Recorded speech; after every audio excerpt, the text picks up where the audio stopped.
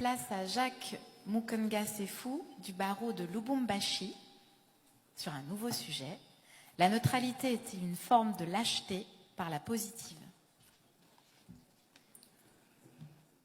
Mesdames, Mesdemoiselles et Messieurs, la neutralité est-elle une forme de lâcheté? Sans blague, ce sujet n'est pas une blague. Car c'est du procès de la neutralité qu'il s'agit, procès ardu s'il en est. Aussi, il me semble que cette audience eût dû se tenir ailleurs, plutôt qu'à Lausanne, ici, sur le territoire suisse. Cette Suisse altière qui aura fait de sa neutralité bicentenaire une religion d'État. Il y aurait tout lieu d'ordonner le renvoi de juridiction pour cause de sûreté publique. Mais passons. Honorables jurés, commençons par dissiper tout malentendu sur le sujet et voyons en quoi le neutre diffère à la fois de l'éclectique et du partisan. En effet, devant une problématique donnée, le partisan assume ou la thèse ou l'antithèse. L'éclectique se situe à califourchon sur la thèse et sur l'antithèse dont il tire une synthèse, alors que le neutre, lui, se refuse de prendre parti, ni pour la thèse, ni pour l'antithèse, ni pour la synthèse, ni pour l'un, ni pour l'autre des deux antagonistes, ni pour Césaire, ni pour Senghor, ni pour Voltaire, ni pour Rousseau, ni pour ni contre l'avortement, ni pour ni contre la peine de mort. Et pour être contemporain, le neutre n'est ni pour le Grand Barça, ni pour l'autre équipe.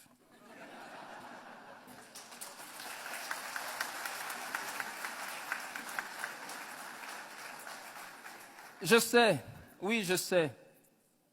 On nous a vanté 1000 vertus de la neutralité. On a répandu que la neutralité serait la sagesse de la prudence ou la prudence de la sagesse, que la neutralité préserverait de la vengeance, de l'affrontement, qu'elle garantirait la paix républicaine. On a même soutenu que la neutralité serait gage de crédibilité. Mais non, ce n'est là qu'une péroraison tonitruante. À dire vrai, Dieu sait que toute neutralité cache une lâcheté qui a honte à s'avouer. La neutralité, c'est de la lâcheté. Est-il besoin de le prouver? En fait, vous le savez bien autant que moi, la raison humaine est jugement et le cœur humain est parti pris. Il en résulte qu'aussitôt qu'éclairé par les données d'un débat ou d'un conflit humain, on ne peut pas ne pas prendre parti. La neutralité donc, si tant est qu'il soit possible d'être neutre, la neutralité, dis-je, n'est qu'une posture d'imposteur, adoptée pour le besoin de la cause ou pour la cause du besoin. Un leurre, une ruse. Et Pierre Billon a eu tant raison d'affirmer que la neutralité est une chose qu'on trouve dans les discours, pas dans le cœur des gens. Dès lors, si s'interdire de clamer tout haut ses convictions par peur d'en subir les conséquences n'est pas de la lâcheté, si s'interdire l'action par crainte de représailles n'est pas de la lâcheté, si, mais enfin, voir l'injustice et passer son chemin n'est pas de la lâcheté, admettez néanmoins que cela y ressemble beaucoup. Non, jamais, jamais. La neutralité n'est pas une vertu. Des individus aux États, elle reste une veulerie. Et quoi? Un ami qui a fait vœu de ne jamais prendre parti pour personne. Non, merci. Et en quoi serait-il donc mon ami, lui qui ne porterait pas sa part de mon malheur? Que la neutralité nous préserve du chaos de l'affrontement. Oui, j'entends bien. Autant heureusement qu'elle permette à l'injustice de prospérer. Voir la Shoah, l'apartheid, la ségrégation raciale, la xénophobie, l'esclavage sexuel, des avocats emprisonnés, Des millions de morts et des viols à l'est du Congo, mon pays, la République très très démocratique du Congo.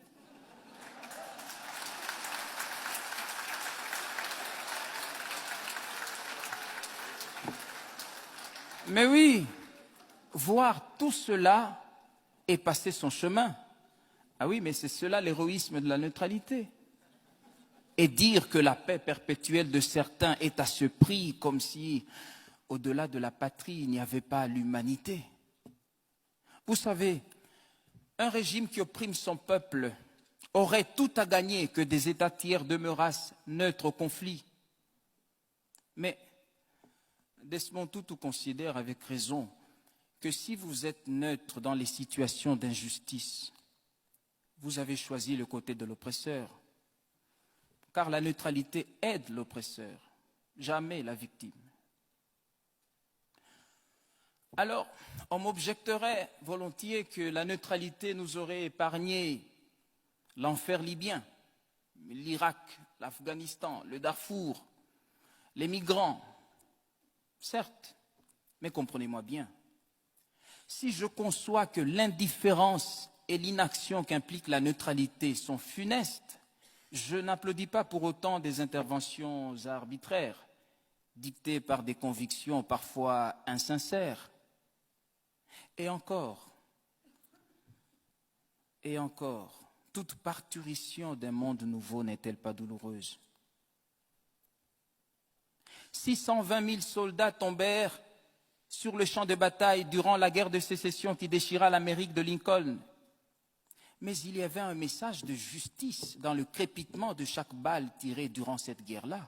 Oui, ces crépitements d'obus étaient autant de voix qui s'élevaient en chœur pour rappeler, si besoin en était encore, que tous les hommes naissent libres et égaux en dignité et en droit. Les Noirs aussi.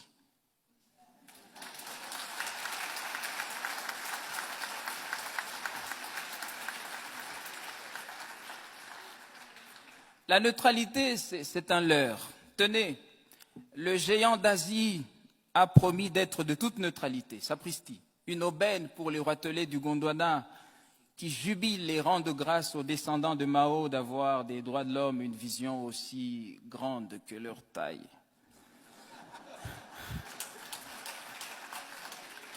Mais ne vous y méprenez pas. Pékin se tait parce que Mao est à table, la table de Mendeleïev. Et en Afrique, lui dit-on, il est impoli de parler quand on mange et mal poli de jaser la bouche pleine. La neutralité a engendré la langue de bois, ce patois des politiques et des technocrates irrésolus, des lâches qui effraient l'opinion publique. Ils disent aux uns, vous avez raison, et aux autres, vous n'avez pas tort.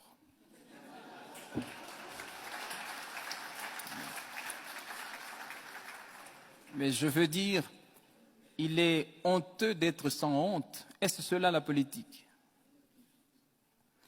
Voilà, mesdames et messieurs, il ne me reste plus rien à prouver. Oh, que si. Vous rappelez que Dieu même a en horreur la neutralité. Ainsi, parce que tu es tiède et que tu n'es ni froid ni bouillant, je te vomirai, déclare-t-il.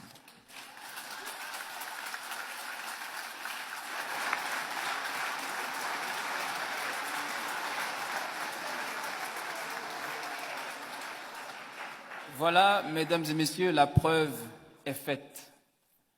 Maintenant, laissez-moi vous dire que j'ai un rêve. Moi aussi, bien sûr, n'ayant pas le monopole du sommeil, Martin Luther King ne peut avoir celui du rêve. J'ai fait un rêve, et mon rêve le voici. Et si ce 33e congrès de la CIB était celui de la rencontre de chaque avocat avec sa cause humaniste, l'idéal pour lequel il devrait désormais vivre et même mourir s'il le faut. Quittez la tranquillité de votre neutralité. Pour les avocats dignes de la robe qu'ils portent, disait Jacques Isorni, il n'y a que le grand combat, avec tous ses dangers et tous ses risques. Car un avocat sans histoire n'est pas un avocat. C'est tout au plus un fonctionnaire de la justice qui fait ses heures de justice et les vend le mieux qu'il peut.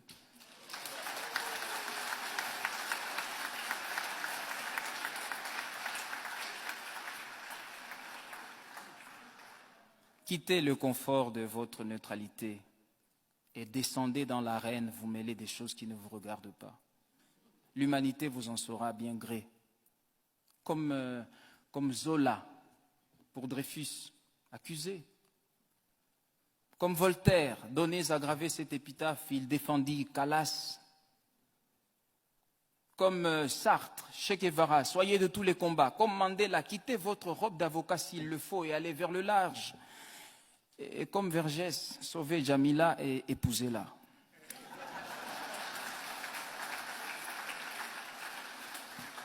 Indignez-vous, engagez-vous,